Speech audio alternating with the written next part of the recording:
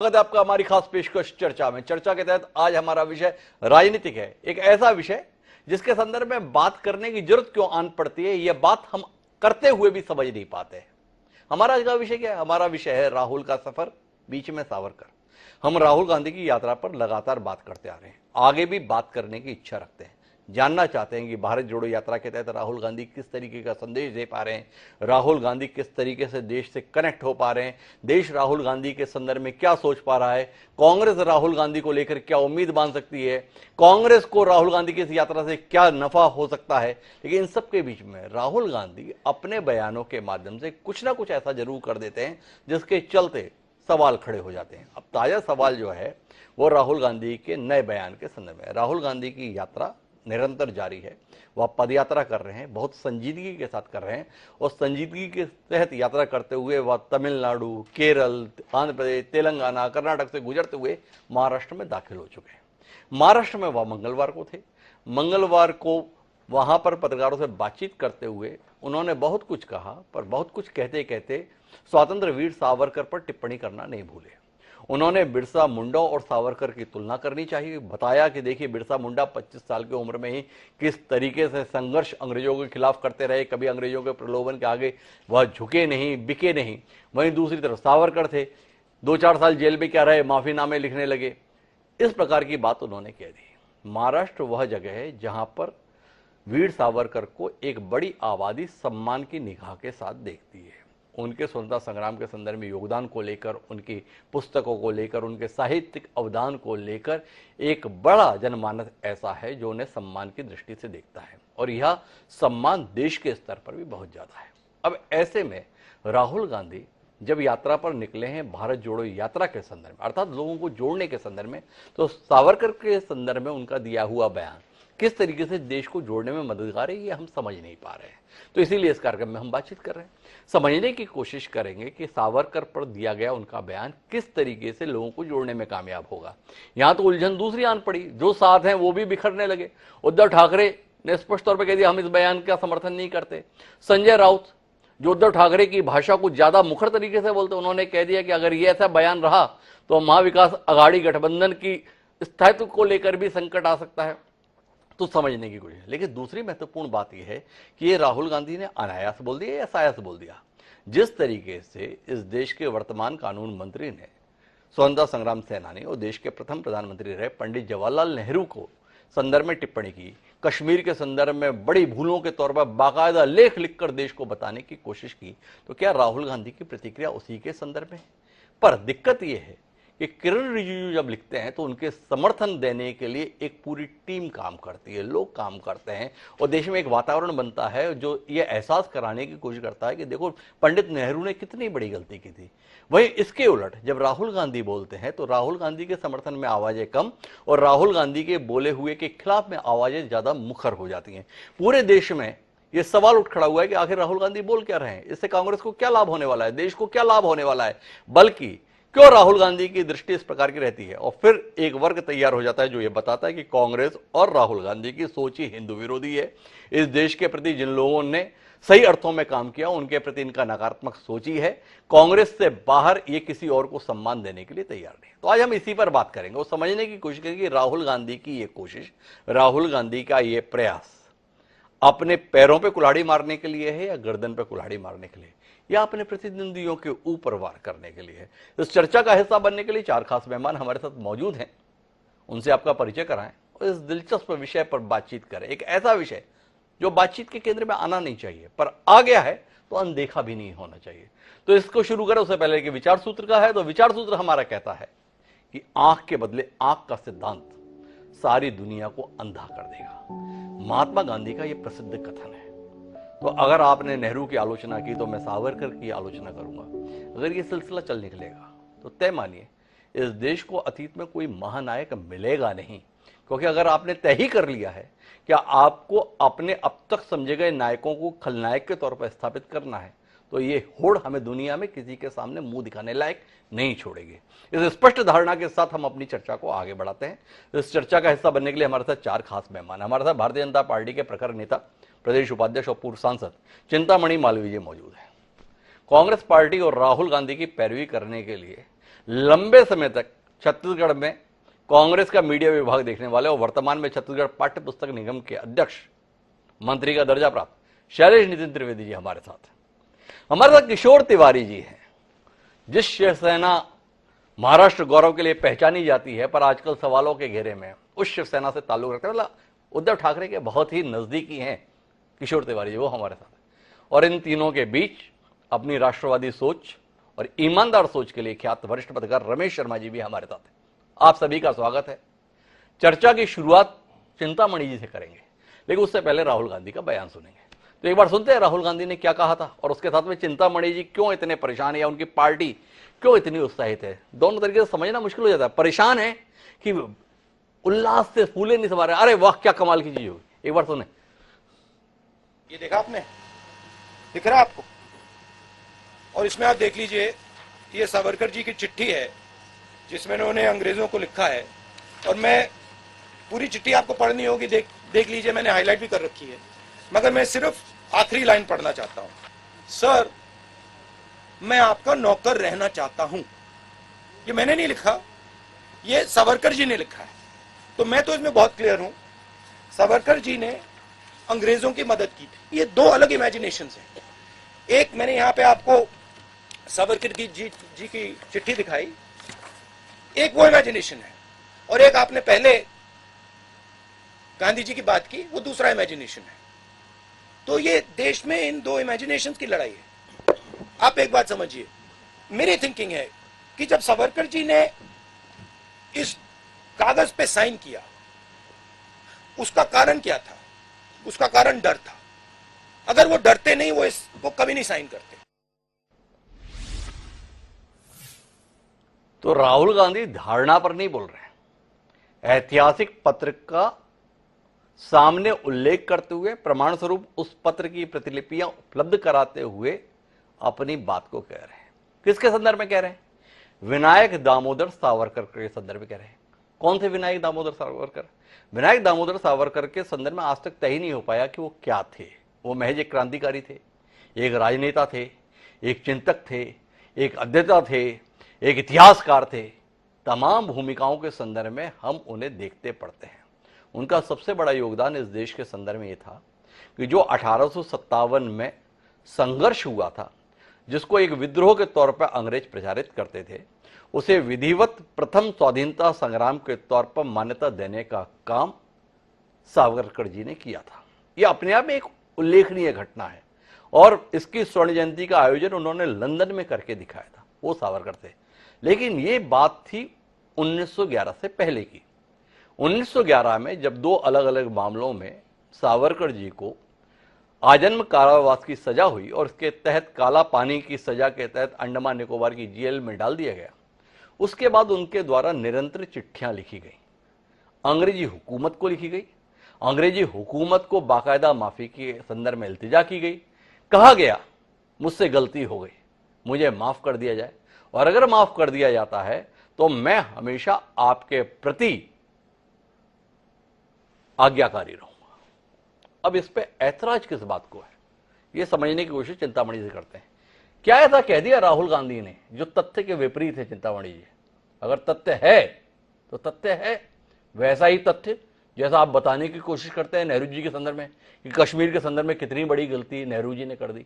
आप भूल जाते हैं वो कितने साल देश के लिए जेल में रहे। आप भूल जाते हैं कि इस देश के लिए बतौर प्रधानमंत्री उन्होंने कितने काम किए। आपको याद रहता है वर्तमान सहूलियत के अनुसार कि उन्होंने कश्मीर के संदर्भ में देश को फंसा दिया। तो चिंतामणि जी बताइए ना, राहुल गांधी ने कह दिया तो क्या गलत कह दिया? नहीं, राहुल गांधी जी ने कह दिया। वैसे तो राहुल गांधी जी को देश गंभीरता से नहीं लेता, क्योंकि इस तरह की सेल्फ गोल कई बार कर चुके हैं। इस तरह की बातें वो कई बार उनकी कंट्रास्ट बातें रही और उनको कोर्ट में माफी भी मांगना पड़ी है। और सावरकर के बारे में कहना लोगों को तकलीफ देता है, इसलिए तकलीफ देता है कि तथ्य के विपरीत बात है। और जब स्वतंत्रता का आंदोलन चलता है तो उसको इन होल देखना पड़ता है। किसी एक चिट्ठी कोई उनके किस कदम से क्या असर होता है ये नहीं देखा जाता। ये उन्होंने अपने अज्ञान का परिचय दिया है और अपनी नफरत का परिचय दिया है। दो चीजें मैं कहना चाहूंगा। एक तो अपना अज्ञान के उन्होंने वीर सावरकर को पढ़ा नहीं, उनके योगदान को पढ़ा नहीं, उनके एक एक दशमलव बराबर भी राहुल गांधी नहीं है उनकी सेवा के प्रति। और इसलिए नहीं कांग्रेस सरकार ने उनको 50 साल की सजा दे दी थी क्योंकि वो बहुत अंग्रेजों के प्रिय थे और इसलिए बाहर निकलना चाहते थे। तो दुनिया जानती है क्योंकि वो क्रांतिकारी थे और जेल में रह करके वो नहीं मरना चाहते थे, वो चाहते थे मैं देश के लिए कुछ करूं। और चूंकि उनकी क्षमता थी और वो देश को कलेक्ट करना जानते थे, कई मदन लाल ढींगरा जैसे और तमाम जितने क्रांतिकारी वो उनसे प्रेरणा लेते थे, उनका साहित्य उनके पास मिला है। तो वो केवल क्रांतिकारी नहीं थे बल्कि क्रांति की प्रेरणा पुंज भी थे। ऐसे प्रेरणा पुंज के खिलाफ अगर राहुल गांधी जी कुछ कहते हैं तो उसका सिर्फ एक कारण है कि वो हिंदुत्व की बात करते थे। तो ये नफरत जो है केवल सावरकर के प्रति नफरत नहीं है, ये नफरत हिंदुत्व के प्रति नफरत है। भाई माफी तो मोतीलाल नेहरू जी ने भी मांगी और मोतीलाल नेहरू जी ने जेल से छुड़वाया जवाहरलाल नेहरू को। तो इस तरह की तो तथ्यों पे ईमानदारी से बात करिए। मोतीलाल नेहरू ने कौन सी माफी मांगी चिंतामणि जी? जी जी बिल्कुल, मैं आपको इसमें तथ्यपूर्वक बता रहा हूं कि खुद मोतीलाल नेहरू ने अपने बेटे को छुड़ाने के लिए, बिल्कुल तथ्यों के साथ मैं बता रहा हूं आपको कि उन्होंने चिट्ठी लिखी और वो चिट्ठी भी प्रकाश में है। तो ये बराबर जो है वो होता रहा है उस समय, ये तो रणनीति का हिस्सा है। उस रणनीति को लेकर के बार बार कहना, उन्होंने अपनी अज्ञानता का परिचय दिया है और देश में एक बात बताइए, सावरकर तो बहुत ही योजनाकार थे, बड़े रणनीतिकार थे, उन्होंने माफी इसीलिए लिखी क्योंकि उन्हें बाहर आना था। तो ये बाकी क्रांतिकारी जो फांसी पर लटका दिए गए या लंबे समय तक जेल में रहने के लिए मजबूर रहे, वो क्या थे? ये भगत सिंह क्या थे? बेवकूफ थे जिन्होंने माफी नहीं मांगी, जिन्होंने फांसी पर लटकना स्वीकार किया। तो थोड़ा इस पर भी रोशनी मिल जाए ना भाई। सावरकर जी के संदर्भ में तो आपने बताया कि महान रणनीतिकार थे, तो भगत सिंह क्या थे? राहुल गांधी की तरह ही नासमझ आपके शब्दों में? हिमांशु जी, आप भी तथ्यों को मिलाइए मत। उन्हें मौत की सजा हुई थी, उन्हें फांसी की सजा हुई थी और इन्हें काले पानी की सजा हुई थी, इन्हें जेल में रहने की सजा थी, उन्हें मृत्युदंड था और अलग अलग तरीके। लेकिन उनको प्रेरणा तो वीर सावरकर थे। उन्होंने तो लिखा है कि वीर सावरकर का साहित्य, ये जो खुद भारतीय स्वतंत्रता का महासमर, ये तो उनके उसमें भी मिला है किताबें। तो आप ऐसे बहुत बड़े व्यक्ति को किसी बहुत बोने के कहने पे, बोने के शब्दों पे जब चर्चा करेंगे ना, और केवल आधे घंटे में, तो उस अन्याय करेंगे। और मैं राहुल गांधी जी को बौद्धिक बोना कहता हूं क्योंकि उन्हें समझ ही नहीं है क्या। आप अपनी पार्टी के नेताओं को ये बात क्यों नहीं कहते हैं जो आप मुझे कहना चाहते हैं? वो राहुल गांधी की बात को इतनी गंभीरता से क्यों लेते हैं? आपकी पार्टी के तमाम बड़े बड़े नेता जो है राहुल गांधी के बयान पर जो है अपने बयान दिए जा रहे हैं। यहां पर आप बता रहे हैं इस आदमी को कोई गंभीरता से नहीं लेता, इस व्यक्ति की बात को कोई गंभीरता से नहीं लेता। राहुल गांधी पहनते क्या है, खाते क्या है, चलते क्या है, किसका हाथ पकड़ते हैं, किसका हाथ नहीं पकड़ते हैं, किससे मिलते हैं, किससे बोलते हैं, इस तक पे तो आप बयान देने के लिए कूद पड़ते हैं और आपकी पूरी पार्टी कूद पड़ती है। यहां पर आप हमें ज्ञान दे रहे हैं अरे राहुल गांधी को कोई गंभीरता से नहीं लेता। भाई कोई नहीं लेता, पर भाजपा तो लेती है, ये तो मानेंगे। हमारी पार्टी के किसी भी अधिकृत नेता ने इस विषय पर कोई कुछ नहीं कहा है। अब कोई पूछेगा तो जवाब देना ही होगा। जब आप क्रांतिकारियों का मजाक उड़ाएंगे, जब आप क्रांतिकारियों का अपमान करेंगे, तो एक देशभक्त के नाते, एक अच्छे नागरिक के नाते हम अपने उन क्रांतिकारियों का सम्मान करेंगे। उन हुतात्माओं के विपरीत अगर कोई कहेगा तो प्रतिक्रिया करेंगे, उसमें पार्टी बंदी का सवाल नहीं है। मुझे तो आज पता चला कि देवेंद्र फडणवीस भाजपा का कोई नेता नहीं है। भाई देवेंद्र फडणवीस ने तो बाकायदा आह्वान कर दिया प्रदर्शन का, और चिंतामणि जी बता रहे भाजपा के किसी बड़े नेता ने कोई प्रतिक्रिया नहीं दी है। तो चलो कम से कम इतना तो पता चला। हमारे साथ किशोर तिवारी जी हैं कि भाई आपके यहाँ के देवेंद्र फडणवीस भाजपा में बड़े नेता नहीं समझे जाते हैं। कुछ कहेंगे किशोर तिवारी जी इस पूरे घटनाक्रम के संदर्भ में? मुझे आना है शैलेंद्र नितिन त्रिवेदी के पास, लेकिन महाराष्ट्र से जुड़ा हुआ खास मसला है शिवसेना। एक समय जिन सावरकर को अपना प्रेरणा स्रोत बताती थी, बाल ठाकरे जी ने जाने कितने ही मंचों से जिन वीर सावरकर का इतना गुणगान किया, उन वीर सावरकर का जुलूस निकाल दिया राहुल गांधी ने। उन राहुल गांधी ने जिसके साथ आपके माननीय आदित्य ठाकरे कदम ताल कर रहे थे। तो किशोर जी बताएं, आदित्य ठाकरे का साथ पसंद है या बाला साहेब का विचार पसंद है? नहीं, हम बाला साहेब की प्रेरणा से काम कर रहे हैं। और मैं आपको एक बात स्पष्ट कर देता हूं कि महाराष्ट्र के अंदर महाराष्ट्र के जनता को ही पूजनीय है।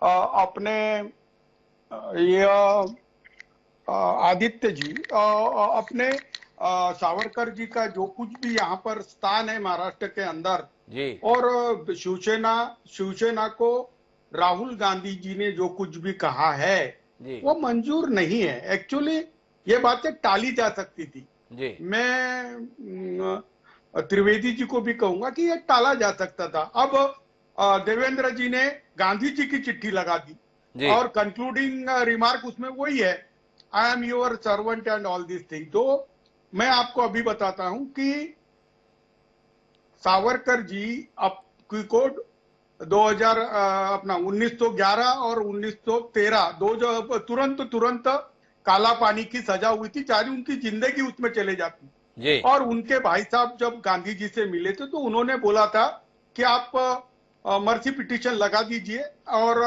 आपका तो कोई डायरेक्ट इन्वॉल्वमेंट नहीं है। जी तो वो उनके बोलने पर ही डाली हुई चिट्ठी थी और उसके संदर्भ बहुत अलग है। उसके बाद अब 1966 में तो सावरकर जी गुजर गए। सावरकर जी आज है नहीं। सावरकर जी एक इतिहास हो गए। सावरकर जी एक, आपने ही बोला कि उनकी एक प्रतिभा बहुत ऊंची प्रति की थी जी और उनका कंट्रीब्यूशन फ्रीडम स्ट्रगल के अंदर और उसके बाद का कंट्रीब्यूशन, तो दो प्रकार के सावरकर हमको दिखते हैं। लेकिन सावरकर जी जिस प्रकार के आध्यात्मिक व्यक्ति थे, साहित्यिक व्यक्ति थे, नाटककार थे, कवि थे, उससे बड़े वो दार्शनिक थे। तो सावरकर जी की इस प्रकार की आलोचना शिवसेना को मंजूर नहीं है। लेकिन देश के सामने डॉक्टर साहब बड़ी परेशानी है जी कि देश में हमको मोदी और शाह का संकट है, उससे देश को निकालना है और प्रजातंत्र को बचाने के लिए अभी हम महाविकास आघाड़ी बनकर लड़ रहे हैं। तो मैं तो चाहूंगा कि त्रिवेदी जी जो विवाद के मुद्दे हैं उसको टाल देना चाहिए।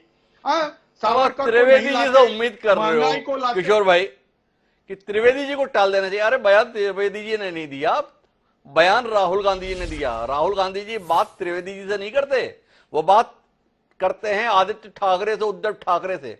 आपसे ये जानना चाहता हूं कि देश इतना ज्यादा खतरे में है नरेंद्र मोदी और अमित शाह के चलते कि आप सावरकर जी पर कीचड़ उछालने को बर्दाश्त कर ले रहे हैं। इसलिए कर ले रहे हैं कि अभी देश को नरेंद्र मोदी और अमित शाह से बचाना है।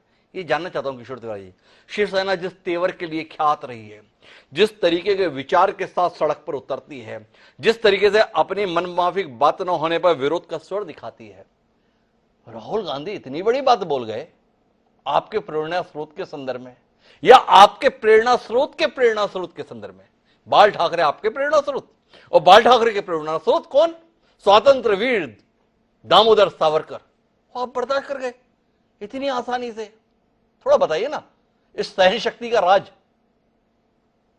शक्ति नहीं है। अभी एक बताता हूं कि राजनीतिक परिप्रेक्ष्य को राजनीतिक परिप्रेक्ष्य से देखना चाहिए। मैं अभी बता रहा हूं तुमको कि हमारे पार्टी ने इसका प्रोटेस्ट किया, हमारे पार्टी ने यह भी किया कि तुम बार बार करोगे तो हम आपसे पार्ट भी हो जाएंगे। लेकिन देश के सामने क्या प्रायोरिटीज है? बेरोजगारी है, महंगाई है और फेंकू राज है और ये सब चीजों को हटाना है तो हमने मरे मुर्दे निकालना नहीं चाहिए। अच्छा किशोर जी, बस एक बात और बताइए, फिर मैं शैलेश नितिन त्रिवेदी जी के पास चलूंगा। आपने कहा कि हमने कह दिया बार बार करोगे ना तो हम अलग हो जाएंगे। ये बार बार की मियाद कितनी है? 2 बार, 4 बार, 6 बार, 10 बार या शिशुपाल के तौर पर 100 बार? थोड़ा पता चल जाए ना। आपने बड़ा सरल सा तरीका ले लिया, अगर बार बार करोगे तो हम अलग हो जाएंगे। तो ये बार बार कितनी बार? क्योंकि राहुल गांधी तो बार बार ही कर रहे हैं, हम समझ नहीं पा रहे कितनी बार का इंतजार कर रही है शिवसेना। देखिए मैं अभी बता रहा हूं कि जब हमारी सरकार थी तब भी ऐसे प्रोटेस्ट हमने लॉन्च किए थे। लेकिन सरकार रहते हुए हमारे उद्धव जी ठाकरे हो या आदित्य जी ठाकरे हो या संजय राउत साहब ने अल्टीमेटम दिया नहीं था। देखिए हमारे आदर्श है, हम चाहते हैं कि बीजेपी सरकार उनको भारत रत्न दे और हम किसी भी तरीके से ये बात हमें मंजूर ही नहीं कि उन्होंने अंग्रेजों की ये की थी। अरे कमाल है किशोर तिवारी, जो कमाल की है शिवसेना, जिसके खिलाफ लड़ रहे हैं उससे कह रहे हैं कि तुम सावरकर को भारत रत्न दो, और जिसके साथ है वो बता रहे हैं कि वो तो देश के गद्दार थे। माननीय राहुल गांधी जी बता रहे हैं अंग्रेजों के मददगार थे। अंग्रेज कौन थे? इस देश पर राज कर रहे थे। कांग्रेसी कौन थे? अंग्रेजों के खिलाफ लड़ाई लड़ रहे थे, तो अंग्रेजों का मददगार कौन हुआ? गद्दार हुआ। तो जिसको राहुल गांधी गद्दार करार दे रहे हैं, माननीय किशोर तिवारी जी अपने विरोधियों से भारत रत्न की मांग कर रहे हैं। कमाल है। इस कमाल को समझने के लिए मैं चलता हूं माननीय शैलेश नितिन त्रिवेदी जी से, और शैलेश नितिन त्रिवेदी जी से पहला सवाल तो ये जानना चाहता हूं, भाई आपने बताया राहुल गांधी भारत जोड़ो यात्रा पर निकले, भारत को जोड़ने की मुहिम पर निकले। इस मुहिम के तहत सावरकर को खारिज करना किस तरीके से जरूरी है, ये हम समझना चाहते हैं। और सावरकर के प्रति जो लाखों करोड़ों लोगों की आस्था है, उन सबको खारिज करके देश कैसे जुड़ सकता है, इसे भी समझना चाहते हैं। थोड़ा रोशनी दीजिए। सावरकर जी की दो भूमिकाएं जी बिफोर माफीनामा जी और पोस्ट माफीनामा। जी सावरकर जी ने 1857 के पहले स्वतंत्रता संग्राम पर किताब लिखी। जी हालांकि उसके पहले मार्क्स और एंजेल्स ने ये किताब लिख दी थी। जी सावरकर पहले नहीं थे। जी सावरकर लंदन में गांधी जी से मिलते हैं, जी दोनों में बात होती है। सावरकर हिंदुत्व नाम की किताब लिखते हैं, जिस किताब में हिंदू धर्म के मूल सिद्धांत गोरक्षा का ही विरोध है, जी लेकिन मूल बात है हिंदू धर्म अलग है, हिंदुत्व अलग है। हिंदुत्व एक राजनैतिक विचारधारा है और हिंदू धर्म हम सब भारतवासियों की आस्था का धर्म है। हम लोगों की जहां पर चेतना जुड़ती है वो धर्म है। जी ऐसी स्थिति में सावरकर के व्यक्ति के खिलाफ नहीं, उन्होंने माफीनामा जो मांगा, मौलाना आजाद को भी माफीनामा मांगने के लिए कहा गया था। उनकी पत्नी बहुत बीमार थी, बाद में पत्नी की मृत्यु हो गई, तब उन्हें माफीनामा के लिए कहा गया। मौलाना आजाद ने माफीनामा नहीं मांगा, भगत सिंह ने माफीनामा नहीं मांगा। बहुत सारे क्रांतिकारी थे जो माफी मांग सकते थे, लेकिन उन्होंने हंसते हंसते फांसी चढ़ जाना कबूल किया। तोप के गोलों पर उनको उड़ा दिया गया, लेकिन उन्होंने माफी नहीं मांगी। हमारा उस माफीनामे से विरोध है। वो माफीनामा इतिहास का विषय है, उसको नकारा नहीं जा सकता। और ये कांग्रेस की विचारधारा है। कांग्रेस के नेता आजादी की लड़ाई लड़े, पूरी निडरता से लड़े। जो निडरता महात्मा गांधी ने सबके अंदर उत्पन्न की थी, उसके आधार पर लड़े। और हम उन पूर्वजों की विरासत पे गौरव करते हैं और सावरकर जी के माफीनामे वाले पार्ट को सही नहीं मानते। नौकरियां छोड़ी थी, और जब महात्मा गांधी ने यह आंदोलन वापस ले लिया, उन तमाम लोगों ने अंग्रेज सरकार को पत्र लिखकर माफी देकर वापस अपनी नौकरियों को ज्वाइन किया था। महात्मा गांधी ने कभी कहा नहीं कि इन लोगों ने गलत कर दिया। महात्मा गांधी वो शख्स थे जिन्होंने इस माफी के संदर्भ में स्वयं सावरकर को भी प्रेरित किया कि आपको माफी मांग लेनी चाहिए। यहां तक कि 8 मई 2021 को महात्मा गांधी ने यंग इंडिया में पत्र लिखा है। तारीख याद रखिएगा, शैलेश नितिन त्रिवेदी जी, 8 मई 2021। क्या लिख रहे हैं महात्मा गांधी? भारत इसी तरह सोया रहा तो मुझे डर है उसके 2 निष्ठावान पुत्र विनायक दामोदर सावरकर और गणेश सावरकर हाथ से चले जाएंगे। माफीनामे लिख देने के बाद मोहनदास करमचंद गांधी अर्थात महात्मा गांधी सावरकर के संदर्भ में ये राय रखते थे, और वर्तमान आपके नेता राहुल गांधी इस विचार के साथ सड़क पर हैं। समझना चाहता हूं, महात्मा गांधी सही या राहुल गांधी सही? दूसरा, आपके प्रेरणा स्रोत, जैसे हम किशोर तिवारी जी को बोल रहे थे, ऐसी आपकी प्रेरणा स्रोत इंदिरा गांधी उनका नाम है। इंदिरा गांधी ने मई 1970 में बाकायदा विनायक दामोदर सावरकर की स्मृति में डाक टिकट का अनावरण किया और यह बताया कि वह देश के महान स्वतंत्रता सेनानी थे। भाषण है, पत्र हैं जो उन्होंने समय समय पर सावरकर के योगदान के संदर्भ में लिखे। आपसे जानना चाहता हूं 2 मूल बात, कि सावरकर पर कीचड़ उछालकर राहुल गांधी क्या हासिल कर रहे हैं, एक, और दूसरे जिस विषय पर आपने तनिक भी टिप्पणी करने की जहमत नहीं उठाई, लेकिन मैं फिर से कोशिश करूंगा कि आप उस पर ध्यान दे लें कि राहुल गांधी भारत जोड़ने चले हैं, इससे जुड़ेगा या टूटेगा, ये सवाल है। महात्मा गांधी ने जो लिखा, इंदिरा जी ने जो डाक टिकट जारी किया, वो इस बात का जीता जागता सबूत है कि कांग्रेस सावरकर जी के प्रति कोई दुर्भावना नहीं रखती। लेकिन अगर उनके माफीनामे से हमारी असहमति है तो है। और जहां तक भारत के जोड़ने की बात आपने कहा, निश्चित रूप से हम भारत को जोड़ने के लिए कृत संकल्पित हैं, लेकिन अपने मूलभूत सिद्धांतों, लोकतंत्र, धर्म निरपेक्षता, सर्वधर्म सद्भाव, देश को जोड़ के रखना, इन पर कोई समझौता नहीं करेंगे। सिर्फ चुनावी लाभ के लिए, सिर्फ राजनीतिक फायदा उठाने के लिए कांग्रेस अपने सिद्धांतों पे अटल है, और यही बात राहुल गांधी जी के बयान से अभिव्यक्त भी हुई है। अच्छा, कैसे अभिव्यक्त हो रही है, थोड़ा शैलेश जी बताइए ना। इस समय सावरकर क्या विषय थे जिसके तहत राहुल गांधी को महाराष्ट्र की धरती पर पदयात्रा करते समय वीर सावरकर के संदर्भ में अपने मनोभावों को व्यक्त करना था इस तरीके से? थोड़ा पता तो चले ना आपसे कि किस दृष्टिकोण के साथ में महाराष्ट्र में राहुल गांधी ने यह बात रखी है, और इसका नतीजा यह है कि हर स्तर पर विरोध का स्वर मुखर हो गया। आपके साथ के लोग आपके खिलाफ हो गए। आप बोल रहे हैं हम जोड़ने निकले। यहाँ किशोर तिवारी जी बैठे बैठे बता रहे हैं यार बार बार करोगे ना तो हम ही अलग हो जाएंगे, बाकी को तो जोड़ना छोड़ है, जो साथ हैं वही छोड़ चले। क्या कहते हैं शैलेश जी? मैं आपसे फिर कहूंगा जी कि बात सावरकर के विरोध की नहीं है, बात उन माफीनामों के विरोध की है।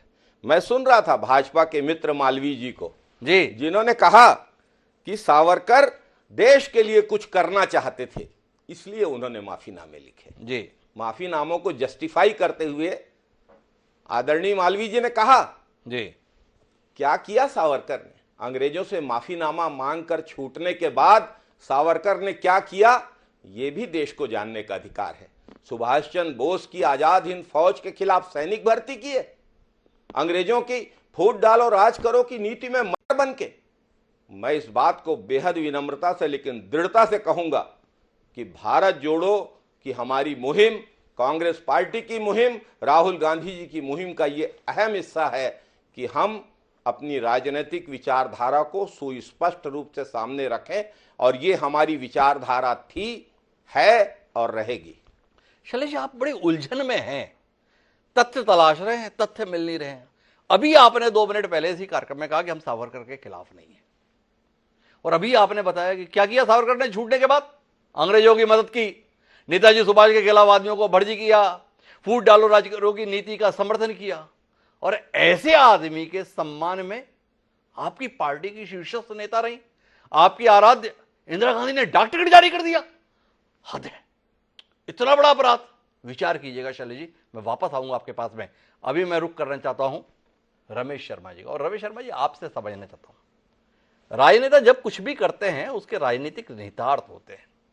राहुल गांधी कांग्रेस को संजीवनी देने के लिए निकले हैं, अपनी साख स्थापित करने के लिए निकले हैं, देश को नई दिशा देने के लिए निकले हैं, अपने कार्यकर्ताओं में नई ऊर्जा संचरित करने के लिए निकले हैं, और इन सबके बीच में महाराष्ट्र की धरती पर सावरकर को लेकर अपने विचार मुखर तौर पर व्यक्त कर रहे हैं। राहुल गांधी के संदर्भ में यह सराहना करनी चाहिए कि वो अपनी मन की बात को दृढ़ता के साथ कह देते हैं, सही या गलत उसका विचार हम लोग करते रहे। तो आपसे जानना चाहता हूं, ये बात जो उन्होंने सायास कही है, अनायास नहीं है, सायास इसलिए कह रहा हूं कि वो पत्र लेकर थे, तथ्य के साथ बात कर रहे थे, बाकायदा माफीनामे की प्रति लेकर बात कर रहे थे। ये अनायास नहीं हुआ कि जुबान से निकल गया। क्यों किया उन्होंने ऐसा, बतौर पत्रकार आपकी दृष्टि? देखिए, कुल मिलाकर के कांग्रेस और राहुल गांधी जी पिछले काफी दिनों से सावरकर जी को चर्चा में लाने का प्रयत्न कर रहे हैं जी। वो लगातार इस तरह के आरोप लगा रहे हैं, और उन आरोपों का जब खंडन हुआ तो राहुल गांधी जी आज एक पत्र लेकर के आए, जहां मुझे 2 बात कहनी है। एक तो मैं आपकी उस बात का समर्थन करता हूं जो आपने पैकेज में कही कि जो समय बीत गया है उसमें किस व्यक्ति ने किस संदर्भ में क्या बात कही है, इस पर आज कोई चर्चा की बात नहीं हो सकती। मैं 2 उदाहरण देना चाहता हूं, कांग्रेस के मामले में 2 उदाहरण देना चाहता हूं। कांग्रेस का जब गठन हुआ, गठन होने के जो 3 जो आरंभिक सम्मेलन है, उन सम्मेलनों में उन्होंने क्या प्रस्ताव पारित किए हैं, ये आप पट्टाभी सीतारमैया की किताब में देख लीजिए। तो क्या वो सत्य आज का हो सकता है? दूसरा, गांधी जी ने जब त्याग पत्र दिया, मेरे ख्याल से 1936 में, थोड़ा सन भूल रहा हूँ, उन्होंने त्याग पत्र के साथ जो टिप्पणियां की हैं, क्या वो टिप्पणी आज चर्चा का विषय हो सकती हैं? उस समय किस व्यक्ति ने क्या कहा। अब मैं सावरकर जी पर आता हूँ। जी। इसमें कोई शक नहीं कि देश में, जो आपने भी कहा, देश में लाखों करोड़ों लोग हैं जो सावरकर जी के साथ आस्था रखते हैं। अगर कोई किसी व्यक्ति पर आस्था रखता है तो आप कौन होते हैं उस आस्था को खंडन करने वाले। ये तो जिहादी मानसिकता हो रही थी, जो हम कह रहे हैं उसी को मानो, हम जिसको गलत कह रहे हैं उसको आप गलत मानो। तो मैं समझता हूँ राहुल गांधी जी को इस बात से बचना चाहिए। एक और बात होती है, मुझे उस समय की परिस्थिति नहीं पता जिन परिस्थितियों में सावरकर जी ने ये चिट्ठी लिखी होगी, क्योंकि मैंने आपातकाल की परिस्थिति अपने आसपास देखी है। बहुत से ऐसे लोग थे जो आपातकाल में जेल में नहीं जा सकते थे, उन्होंने बाकायदा माफी मांगी और 20 सूत्री कार्यक्रम का समर्थन किया और बाहर आए। लेकिन बाहर आकर के जो लोग जेल चले गए थे उन्होंने उन परिवारों का समर्थन किया। तो शायद वो समय की जरूरत थी कि वो ऐसी चिट्ठी लिख करके माफी मांगे तो देश में दूसरा काम करें। तो कुल मिलाकर के उस चिट्ठी से का आज इससे बहस करने, राहुल गांधी जी को भी इस पर बहस नहीं करनी चाहिए।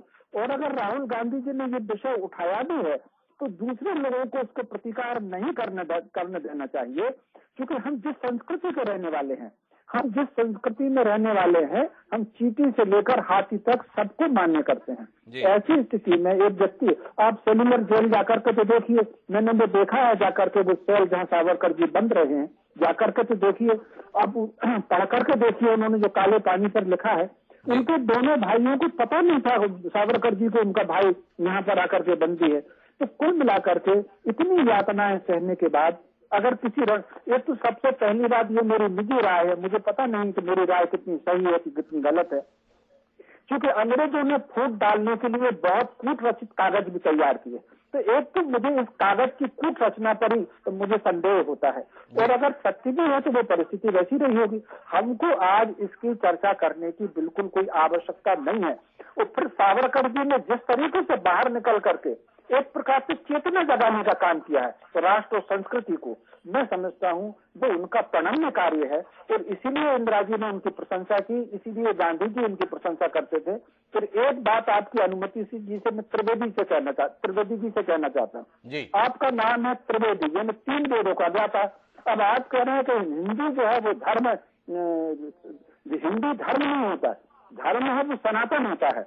हिंदू जो होती है ये ऋग्वेद में आया है, हिंदू चेतना है, जो हिंसा से दुखी होगा वो उसको हिंदू कहा गया है। और हिंदू 20 प्रकार की जो हिंसा होती है, तो जो 20 प्रकार की हिंसा है उसको केंद्रीय चेतना जो होती है वो हिंदुत्व होता है। यानी हिंदू की केंद्रीय चेतना है वो हिंदुत्व है, और हिंदुत्व वो है जो हिंसा से दुखी होता है। और हिंसा 20 प्रकार की है, किसी के मन को दुखाना भी हिंसा है, किसी को नुकसान पहुंचाना भी हिंसा है, किसी के भाव पर आघात करना भी हिंसा है। तो धर्म सनातन है, लेकिन धर्म भी समझ लीजिए, धर्म की परिभाषा जो गीता में कृष्ण ने कही है, जो धार्मिक कर्तव्य होते हैं उनका भी पालन करना धर्म है। अगर सामने युद्ध मैदान खड़ा हुआ तो पहला धर्म है जाकर के हमको युद्ध करना है। जैसे शिक्षक का धर्म होता है पढ़ाना, जैसे हिमांशु जी का समय धर्म है सत्य को साबित करना। तो जो धारणीय सामयिक धारणीय कर्तव्य वो धर्म कहलाते हैं। आप कह रहे हैं हिंदू कोई धर्म नहीं होता, और आप तो 3 वेदों को जाता है, आपके नाम से ऐसा लगता है। तो कुल मिलाकर के मैं विषय पर आता हूँ तो सावरकर जी की चर्चा राहुल गांधी जी को नहीं करना चाहिए, और अगर वो किसी योजना से कर रहे हैं तो वो वही जाने। और उनके इस कहने से सावरकर जी का एक भी समर्थक कम नहीं होगा। हालांकि ये ठीक है कि शिवसेना ने थोड़ा सा अपना रोल एक कदम पीछे किया है, इसी तरीके से जो सामयिक राजनीतिक गठबंधन होंगे वही पीछे होंगे, लेकिन सावरकर जी को जो मानते हैं वो बिल्कुल मानते रहेंगे। इससे कहीं ना कहीं राहुल गांधी जी की छवि पर ही असर पड़ेगा, ये मेरी निजी राय है। पर मैं रमेश जी आपसे जानना चाहूंगा कि जितना आपको लगता है कि सावरकर के संदर्भ में राहुल गांधी की टिप्पणी गैर जरूरी है, क्या आप नहीं मानते इसकी शुरुआत तो भाजपा ने ही की? पंडित जवाहरलाल नेहरू को योजनाबद्ध तरीके से पिछले कुछ समय से कटघरे में खड़ा रखने का जो प्रयास किया जा रहा है, क्या वो प्रयास भी उतना ही आपत्तिजनक बतौर पत्रकार आपको नहीं लगता है जितना आज आप कह रहे हैं कि राहुल गांधी को सावरकर के पत्र को लेकर क्यों बात करनी चाहिए?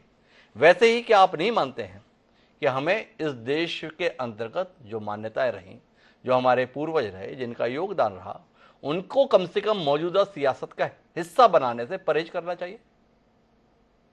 जी मैं बिल्कुल आपकी बात से सहमत हूँ, और ये मैंने अपने फेसबुक पर भी उस समय लिखा था जो नेहरू जी ही क्यों ना हो, हमको नेहरू जी की भी किसी आलोचना पर कोई बात नहीं करनी चाहिए। और अगर कभी लगता भी है हमको कि जो स्टेप नेहरू जी का गलत हो गया, तो उसको सुधारने के क्या उपाय हैं? क्योंकि कई बार एक व्यक्ति निर्णय लेता है, वो किस परिस्थिति में निर्णय लेता है, वो निर्णय नेहरू जी के है, वो निर्णय गांधी जी के है, वो निर्णय सुभाष चंद्र बोस के है, वो निर्णय सावरकर जी के हो। मेरी दृष्टि में नेहरू जी की आलोचना भी भाजपा को बंद कर देनी चाहिए। यह है एक ईमानदार पत्रकार की टिप्पणी। रमेश शर्मा जी कह रहे हैं ना सावरकर के संदर्भ में ना नेहरू के संदर्भ में परहेज करना चाहिए, पर कोई परहेज करने के लिए तैयार नहीं। मैं वापस चिंतामणि जी के पास आना चाहता हूं, लेकिन उससे पहले किशोर तिवारी जी का हस्तक्षेप सुनना चाहता हूं। जी किशोर जी, क्या कुछ ऐसा रमेश जी ने कह दिया जिसका साथ आप देना चाहते हैं या जिसके खिलाफ कुछ कहना चाहते हैं? नहीं, रमेश जी ने बहुत ऊंची बात की और यह बात बहुत सत्य है कि नेता की कद उस पे से ही जानी जाती कि अभी जो नेता जिंदे नहीं है और उस जिस संदर्भ में उन्होंने लिखा है वो संदर्भ को मालूम न रहते हुए उसकी बेतुकी आलोचना करना ठीक नहीं है। और हिमांशु जी, एक बात मैं ऐड करूंगा जी कि तुम्हारे जो नए साथी है और नए साथी के अगर वो प्रेरणा सूत्र है तो उनको उनका अपमान कर हमको ऑकवर्ड कंडीशन में लाना क्या त्रिवेदी जी उचित है? और हम चाहते हैं कि मोदी जी को हटाना है और आप भी चाहते हैं मोदी जी को हटाना है और हमने तो 180 के एंगल से टर्न मारा है और आप हमको ही ऑकवर्ड करते जा रहे। अरे भाई, सावरकर जी पर जो कुछ भी कहा तो मुझे एक बताइए, आज सावरकर जी तो है नहीं डिफेंड करने को जी। और हम उनको श्रद्धा स्थान है हमारे वो, और आप अब हमको जलील कर रहे हो। तो मैं नरेंद्र शर्मा जी की इस बात से बहुत ही सरोकार रखता हूं कि ये सब टाला जा सकता है अगर लार्जर कंसेंसस। तो मुझे जाना तो चिंतामणि जी के पास है, लेकिन मैं आऊंगा शैलेश नितिन द्विवेदी जी के पास। आपके ही साथी कह रहे हैं, क्या चाह रहे हो, क्यों परेशान कर रहे हो, क्यों हलाकान कर रहे हो?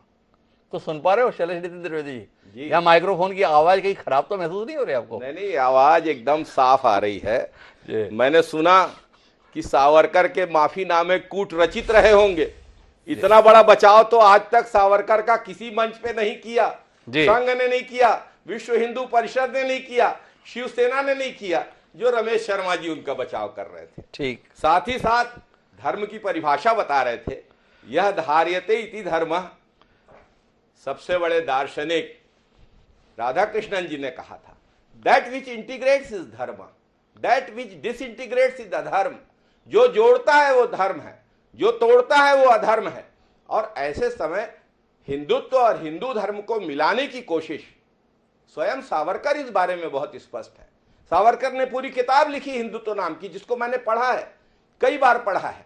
और वो हिंदू धर्म के बारे में नहीं है वो किताब, वो हिंदुत्व के बारे में है, जो सावरकर की राजनैतिक अवधारणा थी। इसे मिलाने की कोशिश तो सावरकर ने भी नहीं की। आपके डिबेट प्रोग्राम में इसको मिलाने की कोशिश हो रही है।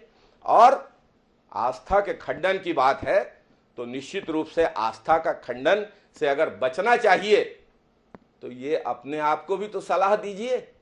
गांधी और नेहरू पे आस्था रखने वाले इस देश के लोग, इस देश के करोड़ों लोग जिन्होंने तिरंगे झंडे तले हिंदू मुसलमान का भेद मिटाकर अंग्रेजों से आजादी की लड़ाई ली, उनकी आस्था को क्यों खंडित करते हैं आरएसएस, भाजपा और विश्व हिंदू परिषद?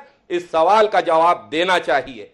और जहां तक सावरकर की बात है, मैं फिर कहूंगा कि सावरकर ने जो क्रांतिकारिता दिखाई उसके प्रति, उसके लिए उनको नमन है। लेकिन सावरकर जहां पर अंग्रेजों से माफीनामा लिखते हैं, सावरकर जहां पर आजाद हिंद फौज में भर्ती करने के लिए अंग्रेजों के एजेंट की भूमिका में आ जाते हैं, जहां पर वे सांप्रदायिकता के पैरोकार बन जाते हैं, तो उसका विरोध था, है और रहेगा। और किशोर तिवारी जी के दर्द तकलीफ के संदर्भ में भी शैलेश त्रिवेदी जी कुछ कहेंगे या राहुल गांधी को फॉरवर्ड कर देगा, भाई उनका मसला है, उन्हीं से बात कर लेना, मुझे बख्श दो? किशोर तिवारी जी के द्वारा दिल की गहराइयों से जो बात कही गई, उस बात का मैं बहुत सम्मान करता हूं। लेकिन कांग्रेस पार्टी की अपनी एक स्थापित विचारधारा है। जहां तक बाला साहब ठाकरे जी की बात है, हम सब उनका बहुत आदर करते हैं। उनके साथ कांग्रेस ने इंदिरा जी के समय भी गठबंधन किया था और उसी समय वो डाक टिकट जारी हुआ था। ऐसी स्थिति में हमारा गठबंधन अगर आज उनके साथ है तो इस गठबंधन का हम सम्मान करते हैं। लेकिन सावरकर के माफीनामे पे ज्यादा बेहतर होगा if we agree to disagree.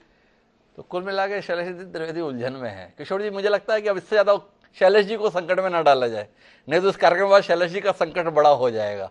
तो मैं फिर चिंतामणि जी के पास में रुक करता हूं। चिंतामणि जी, आपसे जानना चाहता हूं, सावरकर के संदर्भ में इतने मुखर होने के लिए आप तैयार हैं और उसके लिए बोल रहे हैं कि राहुल गांधी झूठ बोल रहे हैं। मैं आपसे समझना ही चाहता हूं कि राहुल गांधी ने झूठ क्या बोला।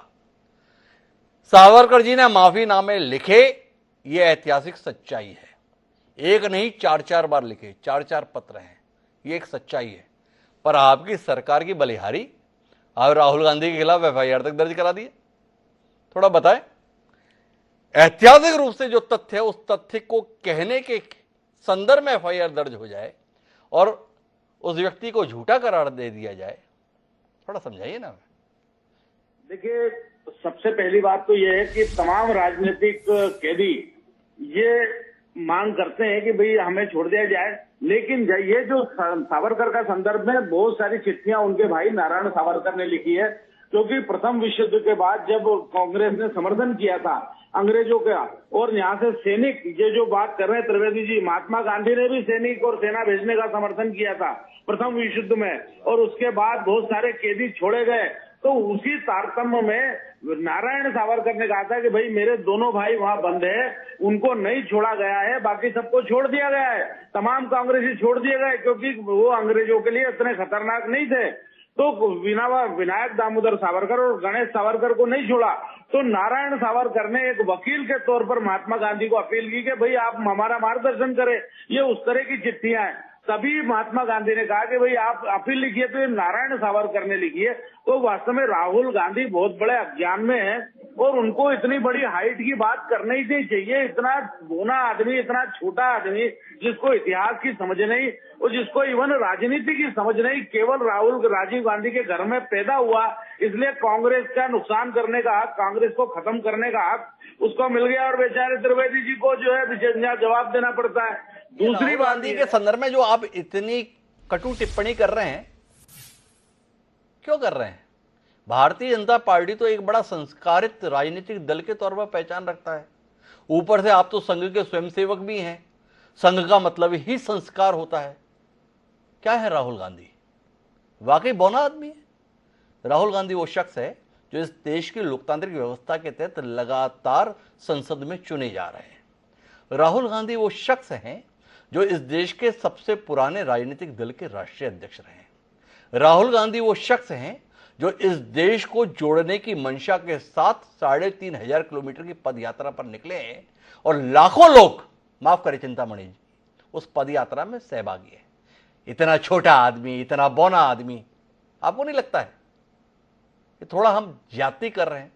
राजनीतिक प्रतिद्वंद्विता अपनी जगह, लेकिन उसके चलते इस प्रकार के संबोधन देकर कि हम अपने उस संगठन के संदर्भ में सवाल पैदा नहीं कर दे रहे हैं जिस संगठन से अपनी संबद्धता है। अन्यथा नहीं लीजिएगा। आप जितनी कटुता के साथ में व्यक्त करते हैं तो मुझे लगा कि एक बार पूछ लूं कि ऐसा तो नहीं कोई व्यक्तिगत टीस हो जो इस कार्यक्रमों में निकल आती है। देखिए, क्या जो आप बता रहे हैं राहुल गांधी जी अध्यक्ष बने, ये कोई उनकी अपनी विशेषता है क्या? चुनकर के आए हैं इसलिए क्योंकि राजीव गांधी जी के बेटे थे, और कोई योग्यता है? माननीय जगत प्रकाश नड्डा जी के संदर्भ में भी इसी विचार के साथ है ना, क्योंकि हमने देखा नहीं कि जगत प्रकाश नड्डा को किसी ने चुना। मानने के लिए तैयार हैं आप? सेम प्लेटफॉर्म पर रखेंगे?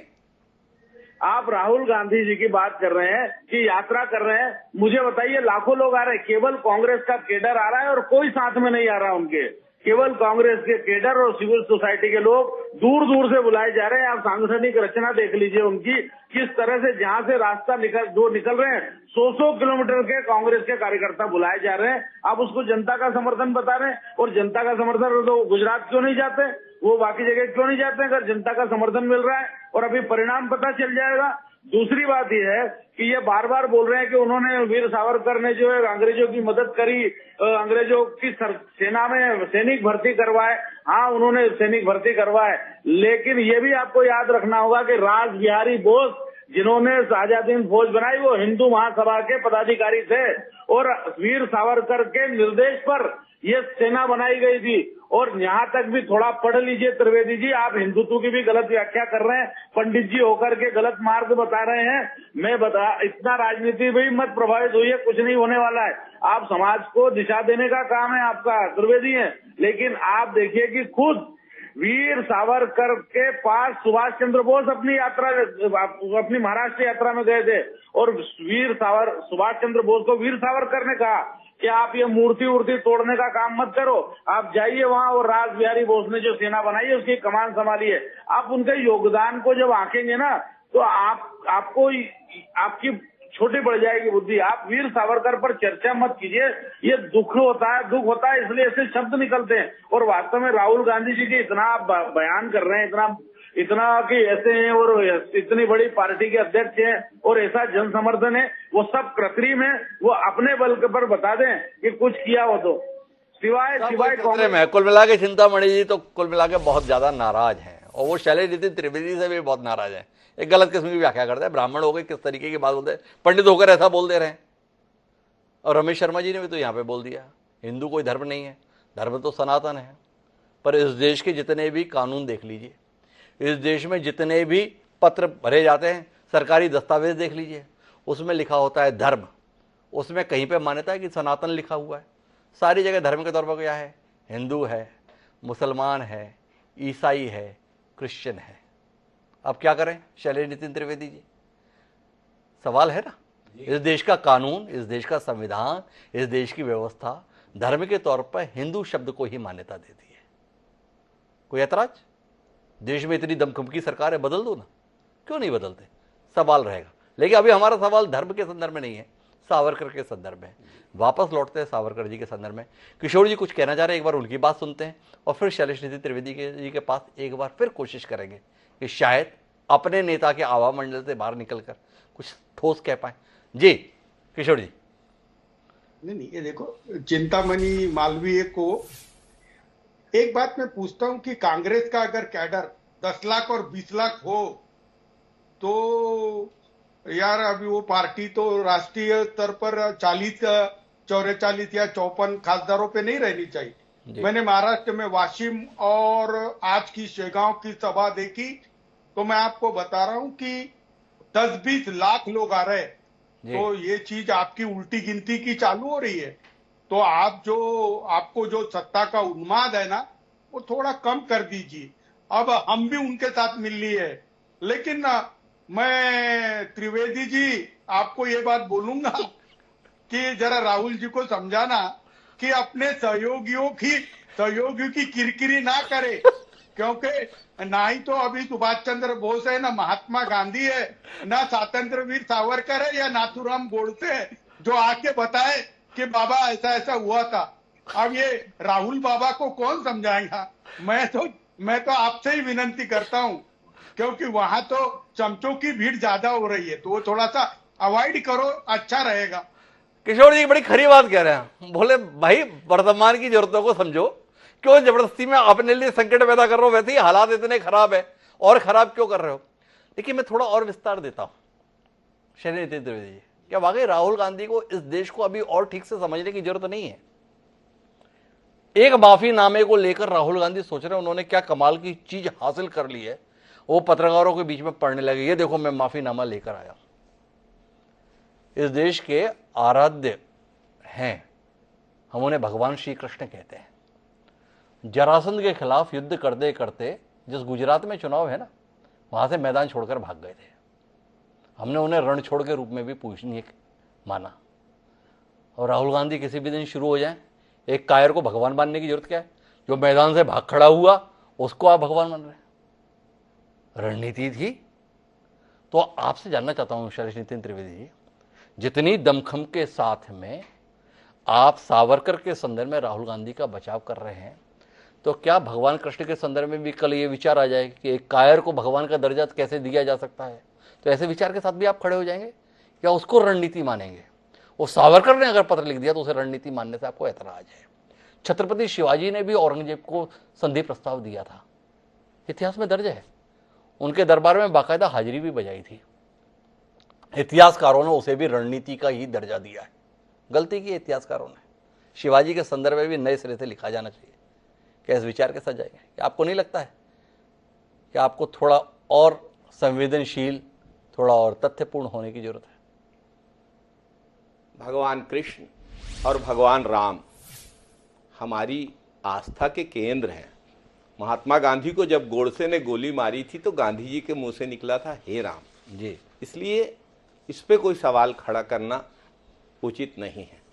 मैं तो आपको आज बधाई दूंगा कि आपके डिबेट में दो ऐसे तथ्य जो पूर्व में मैंने कभी नहीं सुने जी।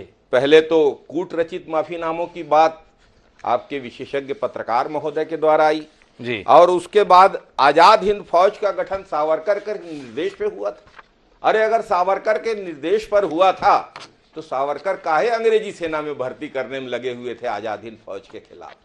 मुझे ये लगता है कि तो थोड़ा मैं तथ्य पर और बात करता हूं आपको शैलेश जी। ये जो आजाद हिंद फौज के संदर्भ में आप इतनी पैरोकारी कर रहे हैं ना, इस आजाद हिंद फौज के संदर्भ में महात्मा गांधी का नजरिया भी नकारात्मक था। उनका मानना था कि ये जापान के सहयोग के साथ में हिंसक रास्ता ठीक नहीं है। कम से कम इस मसले पर एक ही प्लेटफॉर्म पे थे। और चिंतामणि मालवीय जी अगर ये दलील साथ में दे रहे हैं कि भाई महात्मा गांधी ने भी अंग्रेजों के फौज में भर्ती होने के लिए प्रथम विश्व युद्ध के समय पर आह्वान किया था, तो अगर शैलेश नितिन त्रिवेदी वीर सावरकर को कटघरे में खड़ा करना चाहते हैं तो क्या गांधी को भी कटघरे में खड़ा करना चाहते हैं? और राहुल गांधी को नहीं? उनके संदर्भ में तो हमें उम्मीद ही नहीं है। महात्मा गांधी को राष्ट्रपिता सबसे पहले नेताजी सुभाष चंद्र बोस ने कहा था। आजाद हिंद फौज के सेनापति के रूप में अपने रेडियो प्रसारण में कहा था। इसलिए आजाद हिंद फौज और गांधी, आजाद हिंद फौज और कांग्रेस इस बारे में विरोधाभास करने की कोशिशें कभी कामयाब नहीं होंगी। बहुत कुछ स्पष्ट है। कुछ लोग थे जो आजादी की लड़ाई के साथ खड़े थे, कुछ लोग अंग्रेजों से माफीनामा लिखकर आजादी की लड़ाई के खिलाफ हो गए थे, अंग्रेजों की फूट डालो राज करो की नीति में सहयोग दे रहे थे। इसलिए इस बारे में कांग्रेस के द्वारा किसी भी प्रकार से अपने सिद्धांतों से समझौता संभव नहीं। अब संभव नहीं है, पहले किया गया है। इंदिरा गांधी ने समझौता किया था, इसीलिए उन पर डाक टिकट जारी किया था। ऐसा ही है ना शैलेश? नहीं, ऐसा बिल्कुल नहीं। तो ऐसा बिल्कुल ही नहीं है। सावरकर जी ने जो क्रांतिकारी के रूप में भूमिका निभाई उसका सम्मान था, है और रहेगा। गांधी जी ने भी किया, इंदिरा जी ने भी किया। अब ये तो दर्शक ही तय करेंगे। माफीनामे का विरोध रहेगा। शैलेश नितिन त्रिवेदी जी की दलीलों से दर्शक हमारे कितने सहमत असहमत अब ये दर्शक ही तय करें और अपनी प्रतिक्रियाएं जो है ट्वीट, फेसबुक और यूट्यूब के अंतर्गत कमेंट में दें। हम इतना ही कह सकते हैं। अब इसमें और ज्यादा क्या बहस करें? वो दोनों बातों पर रहना चाहते हैं। हमारे मन में सम्मान भी है, हमारे मन में विरोध भी है। और उन्होंने अंग्रेजों की फूट डालो राज करो नीति का समर्थन किया और ऐसे व्यक्ति का इंदिरा गांधी के द्वारा डाक टिकट का अनावरण किया गया। समझ ही नहीं पा रहे। देश के खिलाफ काम करने वालों को अभी सम्मान कर रही थी कांग्रेस। कौन सही, इंदिरा गांधी सही या राहुल गांधी सही? सवाल होना चाहिए। महत्वपूर्ण बात अगर हम इस मसले पर समझ पा रहे तो केवल इतनी कि वर्तमान सियासी लाभ हानि की दृष्टि से इतिहास के महापुरुषों के साथ खिलवाड़ करने का यह खेल खत्म होना चाहिए। ये ना दल हित में है, ना देश हित में। आने वाली पीढ़ियां अपने महापुरुषों को लेकर शर्मसार हों, इससे बचना चाहिए। चाहे वो महात्मा गांधी हो, सावरकर हो, भगत सिंह हो, सुभाष चंद्र बोस हो और चाहे वो पंडित जवाहरलाल नेहरू हो। इन्होंने जो कुछ इस देश के लिए किया है, वर्तमान पीढ़ी के अंदर शायद उसके नाखून बराबर करने का भी हौसला न हो। जिस कष्ट को इन्होंने भोगा, जिन परिस्थितियों का इन्होंने सामना किया, और किस लिए किया? केवल इसलिए किया कि आने वाली पीढ़ियां एक स्वतंत्र देश में सांस ले सकें, यानी हमारे लिए किया। और हम इतने कृतज्ञ हो जाएं कि आज उन्हीं पर सवाल उठाने लगे तो शायद हमसे बड़ा एहसान फरामोश दुनिया के इतिहास में कोई दूसरा नहीं मिलेगा। हमें अपने आप को एक एहसान फरामोश की पहचान से बचना चाहिए। राहुल गांधी एक बड़े अभियान पर निकले हैं, उन्हें उस अभियान के लिए शुभकामनाएं। लेकिन इस अभियान के चलते वह देश जोड़ने के स्थान पर तोड़ने का कारक बने हुए दिखाई दें, इससे उन्हें बचना चाहिए। इस मशवरे के साथ आप सभी मेहमानों का बहुत बहुत धन्यवाद इस चर्चा का हिस्सा बनने के लिए। समय है अब आज के शेर का। ये शेर किसको समर्पित आप ही तय कीजिए। शेर कहता है हमारा ये कि जिस काम को तू मना करेगा हमें ना से, कि जिस काम को तू मना करेगा हमें ना से, हम छोड़ के 100 काम वही काम करेंगे। रियाज खैराबादी ने ये शेर लिखा। किसके लिए लिखा, विचार कीजिए और मुझको इजाज़त दीजिए। कल फिर मिलते हैं नए विषय के साथ, तब तक के लिए सादर प्रणाम।